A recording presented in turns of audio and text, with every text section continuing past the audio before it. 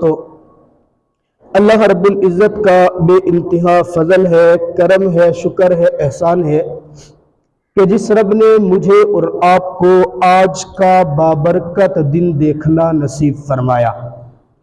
آج کا دن اسلامی تاریخ کے اعتبار سے یوم عرفہ 9 ذی الحجہ کا دن ہے۔ یہ دن اتنا قیمتی ہے، اس دن کی ہر گھڑی ہر ساعت اتنی قیمتی ہے کہ اگر اس کی ایک ایک گھڑی کی قیمت پر گفتگو کی جائے تو آپ یقین جانیے کہ بہت سارا وقت اس ایک گھڑی کی قیمت بیان کرنے پہ ہی لگ جاتے ہیں۔ یہ دن اتنا قیمتی دن ہے کہ جس دن کے اندر میرے اللہ کی رحمت بندوں کے اوپر بارش کی طرح برستی ہے۔ اس دن کی ایک ایک گھڑی کے اندر اللہ رب العزت سے جو بھی دعا کی جاتی ہے میرا اللہ اس دعا کو قبول و منظور فرماتا ہے۔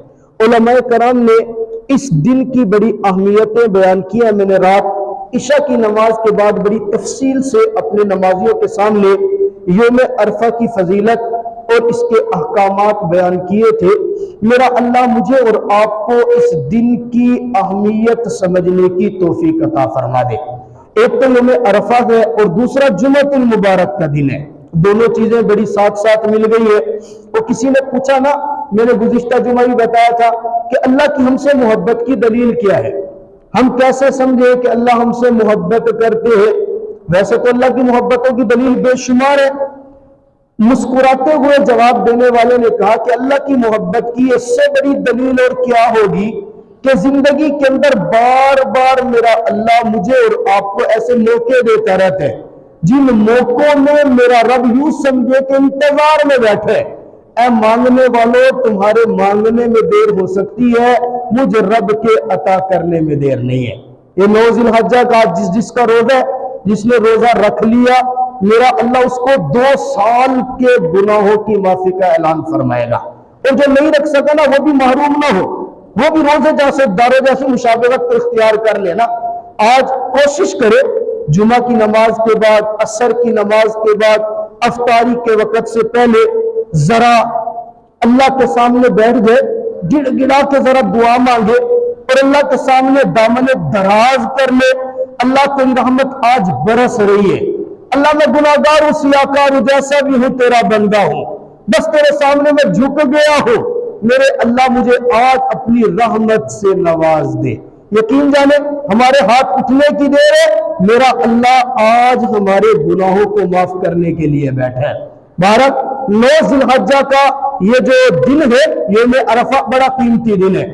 آج کے دن ہم کل کے دن کی تیاری بھی کر رہے ہیں۔ کل میرا اللہ مجھے اور آپ کو صحت کے ساتھ کل کے دن کی خوشی دیکھنا نصیب فرمائے۔ کل 10 ذی الحجہ کا دن قربانی کا دن ہے۔ بہت سارے لوگوں نے، بہت سارے مسلمانوں نے سخت گرمی کے اندر، کیسے لالا سلیم، سخت گرمی کے اندر پسینہ نکالتے ہوئے قربانیاں خریدی ہیں۔ قربانی خریدنا بھی بڑا امتحان ہے آج کل۔ ایک تو قربانی لینا، مہنگائی کے دور میں پیسے اکٹھے کرنا، یہ بھی بڑا امتحان، پھر پیسے اکٹھے کر کے جناب والا وہاں جا کے بھاؤ تاؤ کرنا اور منڈی کے اندر گھومنا، یہ اس سے بھی بڑا امتحان۔ یہ بھی بہرحال مستقل ایک ثواب کا ذریعہ ہے۔ میں جب کل قربانی خرید رہا تھا تو میں سوچ رہا تھا، میں نے کہا پل صراط تو پتہ نہیں کیسا ہوگا، یہاں کا پل صراط یہ بھی نظر آ رہا ہے۔ سمجھ میں آتا ہے یہ قربانی اس گرمی کے اندر جا کے خریدنا، بھاؤ تاؤ کرنا، جانور پسند کرنا، یار ایک ہی نیت ہے نا کہ ایسا جانور لے لوں جو خوبصورت بھی ہو، وزن بھی اچھا ہو، غربا کا بھی فائدہ ہو، اللہ قبول بھی کرے، اور پھر ایسا موٹا تازہ بھی ہو کل وہ میرا وزن بھی برداشت کر لے اور میں اس پہ بیٹھ کے پل صراط بھی کراس کر جاؤں۔ تو یہ اللہ تبارک و تعالیٰ نے ہمیں خوشیوں کے موقع عطا فرمائے ہیں۔ اور آپ ذرا اندازہ کریں نا کہ میں کل یہاں عورتوں میں بیان کرتے ہوئے بات کرتے ہیں، رب کا کرم ہے کہ اللہ نے حضرت اسماعیل کی جگہ پہ جانور ذبح کروا دیا تھا۔ اگر کہیں بیٹا ہی ذبح ہو جاتا نا تو یقین جانے ہر گھر کے اندر عید سے پہلے لڑائی شروع ہو جاتی۔ باپ کہتا میری بیٹے کے ساتھ نہیں بنتی، بیٹا کہتا میرے باپ کے ساتھ، ہم مسلمان ہیں نا تعویلیں کرتے، اگر بیٹوں کو ذبح کرنے کی بات ہوتی نعوذ باللہ آدھے تو اسلام ہی چھوڑ دیتے، اس اسلام کو ماننے سے انکار کر دیتے کہ جس اسلام کے اندر بیٹے کو ذبح کرنے کی بات آ رہی ہے۔ اور پتہ نہیں میں اس وقت موجود ہوتا ہے میرا باپ میرے پر پہلے چھری پھیر چکا ہوتا، تو کیا پتہ کیا انتظام ہوتا؟ یہ رب کا کرم، اللہ جانتا تو ہم کمزور لوگ ہیں، اس لیے اللہ رب العزت نے یہ قربانی صرف ایک بات رکھی ہے۔ قربانی تو رہی قربانی، آپ حضرت ابراہیم علیہ السلام کی زندگی کا اگر مطالعہ کریں گے تو آپ حیران ہو جائیں گے، میرے اللہ نے جناب ابراہیم علیہ السلام کی زندگی کو ایسا بنایا، بلکہ ہر ایک پیغمبر کی زندگی کو اس انداز سے بنایا ہے، میرا اللہ چاہتا ہے کہ میرے آگے رویا جائے، میرے آگے تڑپا جائے، میرے آگے تڑپ کو دکھایا جائے، بس تڑپ دکھانے کے بعد میرا اللہ تڑپ کو قبول کر کے تڑپ کو قیامت کی صبح تک زندہ رکھتا ہے۔ میں ایک مثال دے رہا ہوں، مثال بات سمجھانے کے لیے، حقیقی طور پہ نہیں ہے۔ آپ دیکھیں جنت کے اندر ابلیس بھی تھا، جنت کے اندر آدم علیہ السلام بھی تھے، امتحان میرے رب نے ابلیس کا بھی لیا، امتحان میرے رب نے آدم علیہ السلام کا بھی لیا، غلطی ابلیس سے بھی ہوئی اور غلطی ظاہری طور پہ آدم علیہ السلام سے بھی ہوئی۔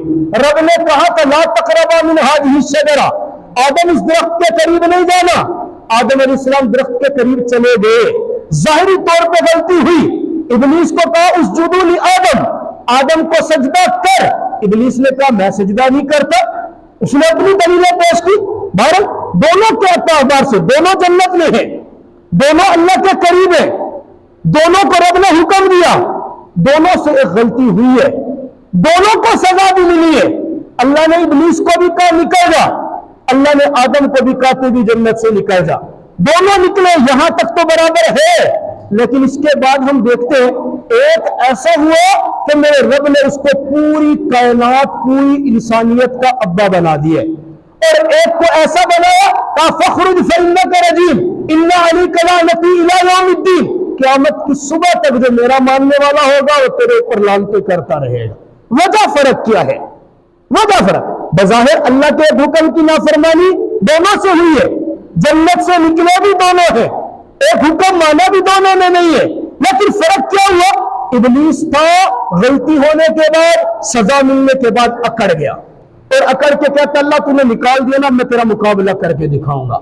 اور آدم علیہ السلام نکلے، شرمندہ ہوئے، پشیمان ہوئے، ہاتھ اٹھا کر دعائیں مانگی، لا الہ الا انت سبحانک انی کنت من الظالمین، اللہ مجھ سے غلطی ہو گئی ہے، اللہ میں اپنی غلطی پر شرمندہ ہوں، اللہ میں تیرے سامنے اپنے گناہوں کی معافی مانگتا ہوں۔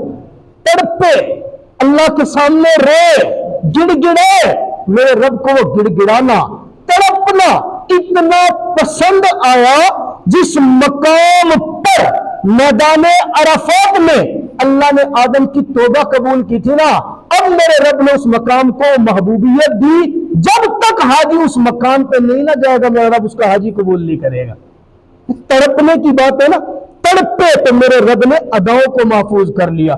کیا فرق ہے آپ ذرا دیکھیں نا، اللہ نے ابراہیم علیہ السلام کو کہا جا اپنے بیٹے کو، بیٹا بھی وہ، حضرت ابراہیم علیہ السلام کی عمر 90 سال سے کراس کر گئی ہے، حضرت حاجرہ کی عمر 100 سال پہ کراس کی ہوئی ہے، بیٹا نہیں ہوا، دامن ہاتھ اٹھا لیے، جناب ابراہیم علیہ السلام دعا مانگ رہے، اللہ میں نے زندگی تیرے حکموں پہ لگا دی ہے، اللہ تو نے مجھے اپنا خلیل بنایا ہے، اللہ تو نے حکم دیا آگ میں چھلانگ لگا، میں نے لگا دی، اللہ تو نے حکم دیا مال قربان کر، میں نے کر دیا، اللہ تو نے جان مانگی، میں نے جان دے دی، اللہ سب کچھ تیرے لیے لگا دیا، اب 90 سال کی عمر میں مانتا ہوں ظاہری طور پر مجھے بچہ ہو نہیں سکتا، مشکل ہے، اللہ تیرے لیے تو کوئی مشکل نہیں ہے نا، میں ہاتھ اٹھا رہا ہوں رب هب لی من الصالحین، اللہ مجھے ایسا بیٹا دے جو نیکوکاروں کے اندر سے ہو، نیک بیٹا ہو۔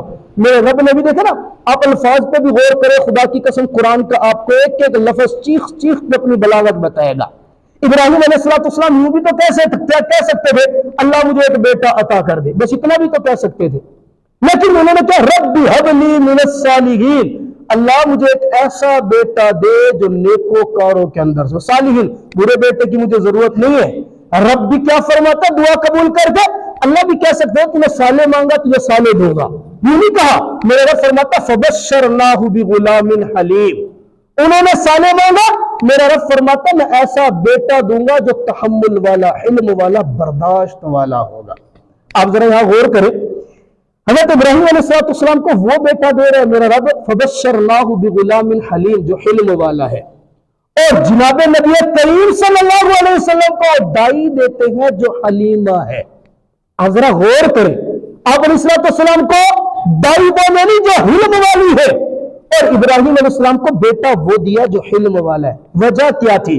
میرے رب کو پتا تھا پاک پیغمبر کی زندگی میں ایک لمحہ آئے گا جب طائف کے میدانوں کے اندر پتھر برسیں گے, جب میرے نبی کی ذات کے اوپر کیچڑ اچھالا جائے گا, میرے نبی کی بات کے اوپر کیچڑ اچھالا جائے گا, میرے نبی کے جسم کو نہیں لغان کیا جائے گا.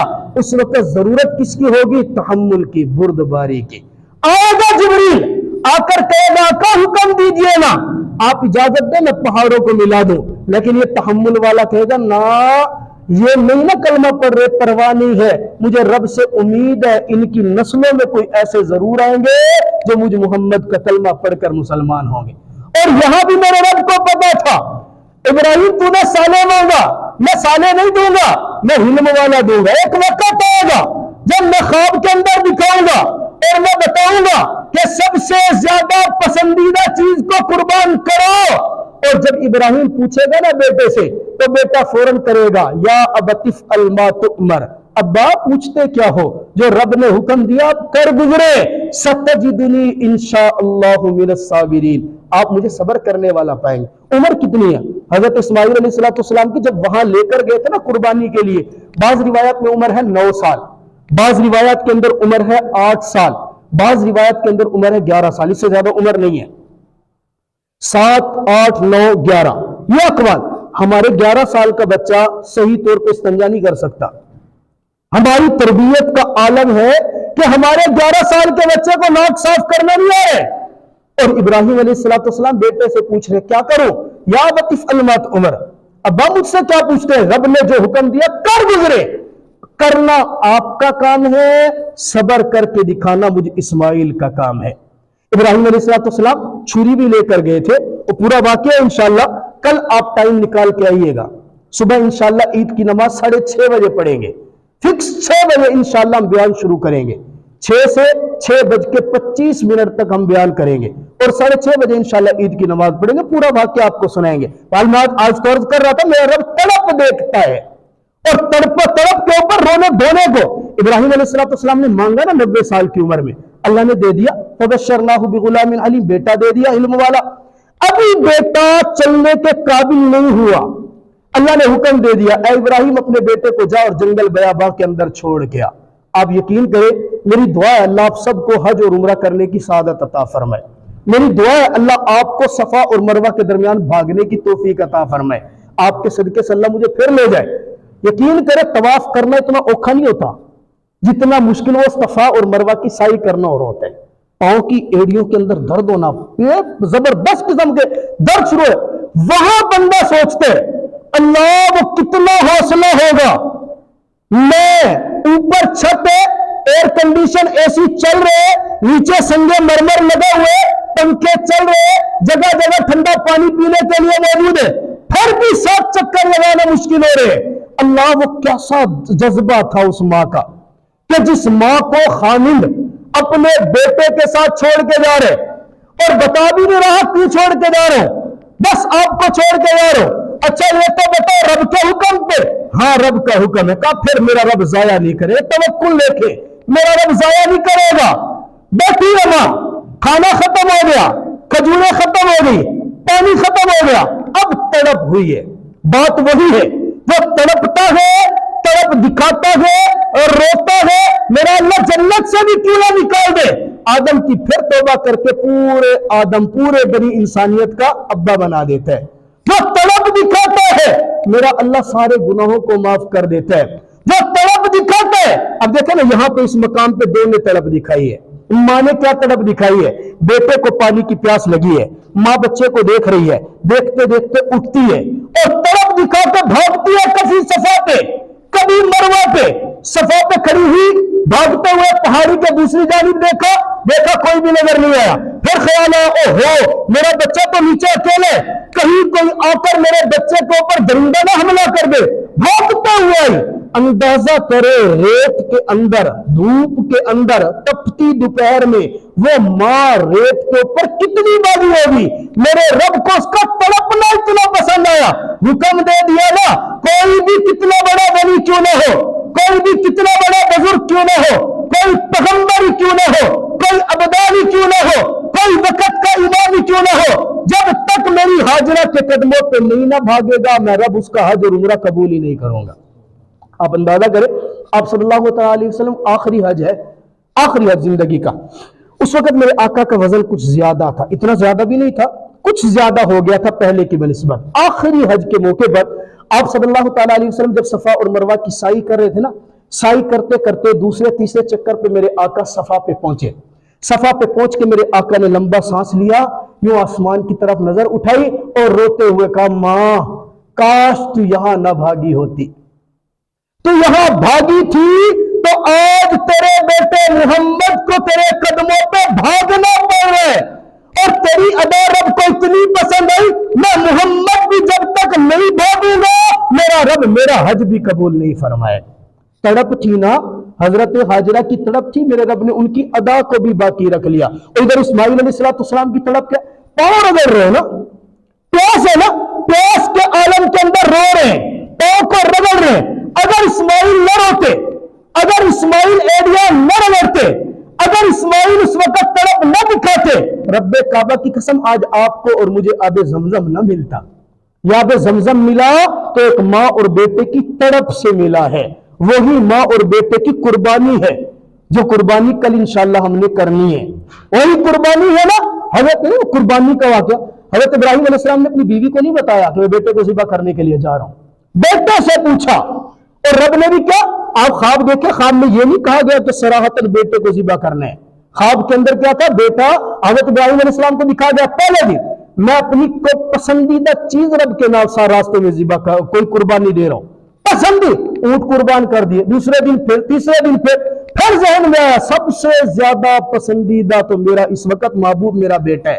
یہ بھی ہمیں بھی حکم یہی ہے نا، مجھے اور آپ کو بھی حکم قرآن پاک میں کیا، چوتھا پارہ پڑھے نا کھول کے، حافظ صاحب یہاں بیٹھے سن لیں ان سے، قرآن پاک کا چوتھا پارہ، لن تنالوا البر حتى تنفقوا مما تحبون، چوتھا پارہ نہیں، لن تنالوا، اس وقت تک آپ کی نیکی میرے رب کے نزدیک قبول ہے ہی نہیں، حتى تنفقوا مما تحبون، جب تک کہ پسندیدہ چیز قربان نہ کرو۔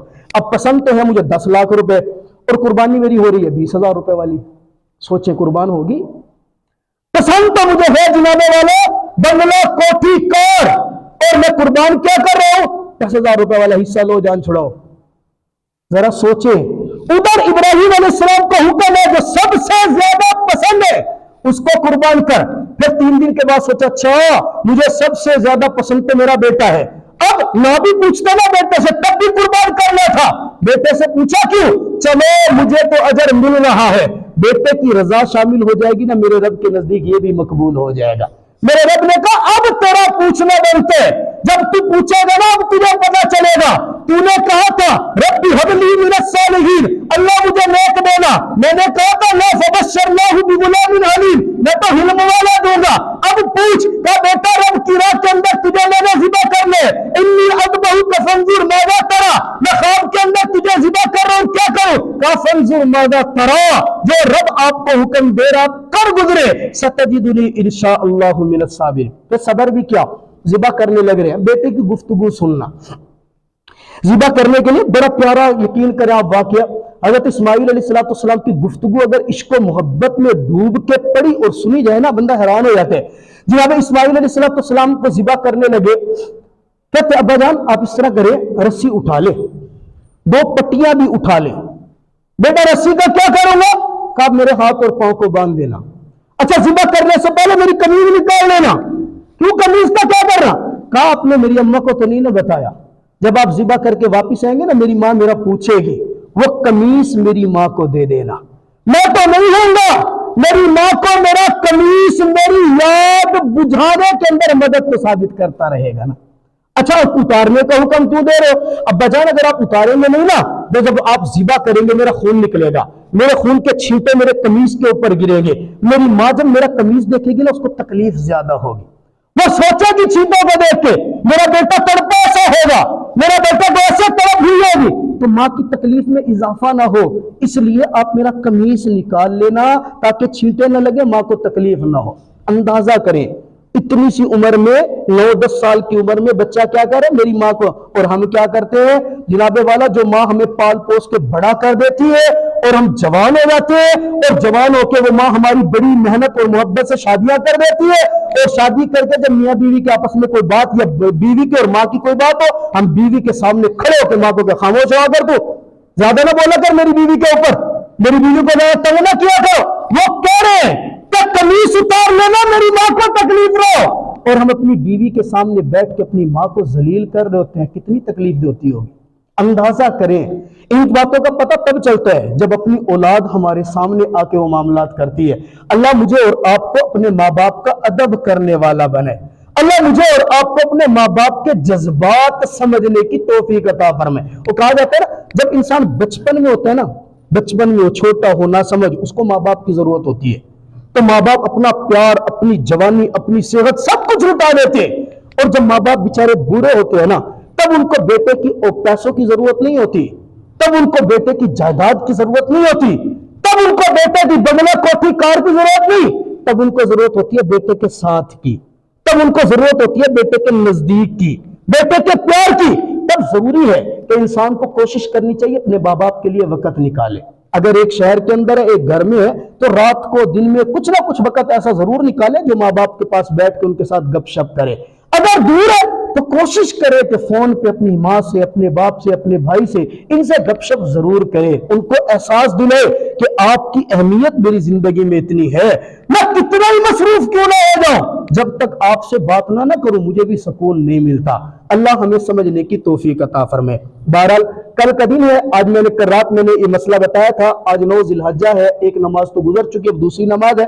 ये अय्याम तशरीक का पहला दिन है आज 9 जिलहज, 10, 11, 12 और 13, यानी मंगल वाले दिन असर की नमाज तक हर फर्ज नमाज के बाद हर मुसलमान मर्द के ऊपर, औरत के ऊपर तकबीर तशरीक पढ़ना लाजिम है। मर्दों ने बुलंद आवाज से पढ़नी है और औरतों ने आहिस्ता आवाज से पढ़नी है। तकबीर तशरीक क्या होती है? अल्लाहु अकबर, अल्लाहु अकबर, ला इलाहा इल्लल्लाहु, वल्लाहु अकबर वलिल्लाहिल हम्द। ये बुलंद आवाज से पढ़नी है। अगर औरतें हैं तो वो घर में आहिस्ता आवाज से पढ़ेगी।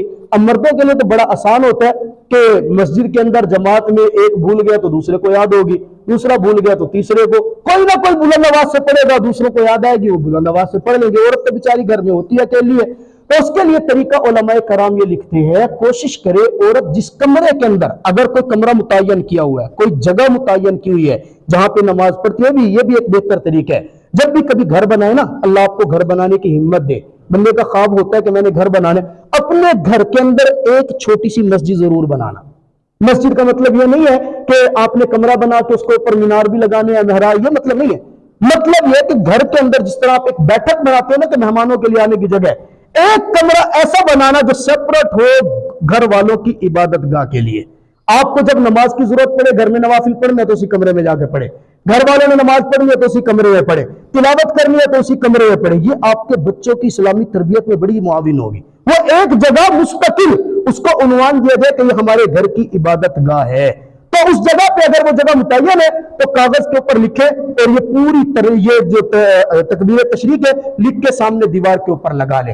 अब औरत जब नमाज पढ़ेगी, सलाम फेरेगी, ऑटोमेटिकली सामने दीवार पर नजर पड़ेगी तो उसको याद आ जाएगा और वो भी तकबीर तशरीक पढ़ ले। अगर घर में कोई ऐसी जगह नहीं है, जैसा कि हम सारे गरीब लोग हैं, कोई ऐसे अलग अलग से सबके कमरे नहीं है कि कमरा है उसमें सबने गुजारा करना है, अलग से कमरा नहीं, तो फिर जो मुसल्ला है, जाए नमाज है, इस जाए नमाज के कोने के ऊपर एक कागज के अंदर आप लिखे, उस कागज को सफेद शापर में डालें और सफेद शापर को पिन अप कर ले मुसल्ले के किनारे पे। अब क्या होगा, जैसे ही आपकी मस्तूरात नमाज पढ़ेंगी, फर्ज पढ़ने के बाद उनकी नजर पड़ेगी तो नजर पड़ते ही उनको याद आ जाएगी और वो भी तकबीर तशरीक पढ़ लेंगी। तो ये तकबीर तशरीक पढ़ना वाजिब है हर मुसलमान मर्द के ऊपर भी, औरत के ऊपर भी। अगर किसी ने नहीं पढ़ा तो बाकायदा इसका गुनाह होता है। तकबीर तशरीक के साथ साथ कुर्बानी के मसाइल तो इंशाअल्लाह कल भी जिक्र करेंगे, आज भी एक दो में मसला बता देता हूं। सबसे अहम बात यह है कि जिसने कुर्बानी खरीदी है, जो साहिब निसाब है उसके ऊपर तो कुर्बानी वाजिब है, اب جنہوں نے قربانی لے لی ہے تو وہ قربانی کے لیے کوشش کریں کہ اپنے ہاتھ سے خود ذبح کریں، اپنے ہاتھ سے ذبح کریں، یہ اصل بات ہے۔ اگر آپ اپنے ہاتھ سے ذبح نہیں کر سکتے، آپ کو طریقہ نہیں آتا، تو پھر کوشش کریں باشرع متبع سنت آدمی تلاش کریں۔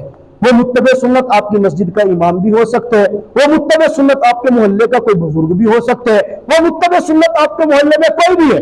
اگر باشرع ایک آدمی مل جاتے اس سے آپ چھری پھروائیں، ذبح کروائیں، اور ذبح کرواتے ہوئے جب وہ ذبح کر رہے تو آپ اس کے ساتھ ضرور کھڑے ہوں۔ وہ تکبیر پڑھ رہے، ذبح کر رہے، آپ بھی ساتھ کھڑے ہو کے تکبیر پڑھے۔ عام طور پہ ہمارے ہاں لوگ کیا کرتے ہیں، کسائی کو بلا لیں گے، جی اچھا میں محنت یا بازار تھی ہے کر تو ذبح کر گوشت بناتے میں آیا، وہ نیچے گرا رہا ہے، تکبیر پڑھ رہا ہے، نہیں پڑھ رہا، کیا حال ہے، آپ بازار گھوم رہے، جب واپس ہاں بھائی ڈھا چھوڑے، ہاں جی ڈھا چھوڑے، وہ کتنی دیر لگ سی بہوڑے بس ہونے کھال نہیں نا تو بس فون کر مفتی صاحب کو آگے چھائی سمجھے، تو بس یہ گپے لگ رہی ہوتی ہیں۔ تو ایسا نہیں، قربانی سال کے بعد کی جا رہی ہے۔ اچھا ایک اور بات، یہ بڑے مسئلہ سوچ رہا تھا، اس مسئلے کو سمجھنا، نیگیٹو نہ لینا، پوزیٹو سمجھنا اس کو۔ قربانی کرنا واجب ہے صاحب نصاب کے اوپر، صاحب نصاب کے اوپر قربانی واجب ہے۔ جو صاحب نصاب ہے اس نے قربانی کرنی ہے۔ ہم قربانی کی اہمیت کو بڑا سمجھتے ہیں، الحمدللہ کرنی چاہیے، اہمیت سمجھنی ہے۔ عید والے دن عید کی نماز پڑھنا واجب ہے، ہم عید کی نماز کے لیے سارے کام چھوڑیں گے، عید کی نماز پڑھیں گے، پڑھنی چاہیے۔ لیکن یہ بات ذہن نشین فرمائے، عید کی نماز بھی واجب ہے، قربانی بھی واجب ہے، ہمارا مال بھی لگ رہا ہے، وقت بھی لگ رہا ہے، ہم واجب کو اہمیت دے رہے ہیں۔ عید کی نماز واجب ہے، اس کو اہمیت دے رہے ہیں۔ فجر کی نماز پڑھنا فرض ہے، دن کے اندر 5 نمازیں پڑھنا فرض ہے، اور جنابے والا جمعہ کی نماز پڑھنا فرض ہے۔ آپ دیکھ لیجئے گا صبح فجر کی نماز جب ہماری ہوگی، روزانہ ہوتی ہے، روزانہ جماعت کے اندر 10 یا 12 آدمی ہوں گے، اور کل عید کی نماز میں آپ دیکھنا ہر جگہ، عیدگاہ میں جا کے دیکھ لینا، دوسری مسجدوں میں یہاں دیکھ لینا، عید کی نماز میں مسجد بھری ہوئی ہوگی، باہر تک لوگ ہوں گے۔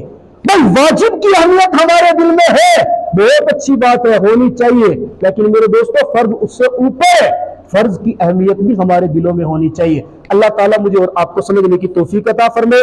ایک مرتبہ پھر میں آپ کو نماز عید کا وقت بتا رہا ہوں، صبح انشاءاللہ 6 بجے آپ کی مسجد میں بیان شروع ہوگا، اور 6:30 بجے انشاءاللہ عید کی نماز کھڑی ہو جائے گی، 6:30 بجے انشاءاللہ عید کی نماز پڑھیں گے۔ اللہ تعالیٰ مجھے اور آپ کو سمجھنے کی توفیق عطا فرمائے۔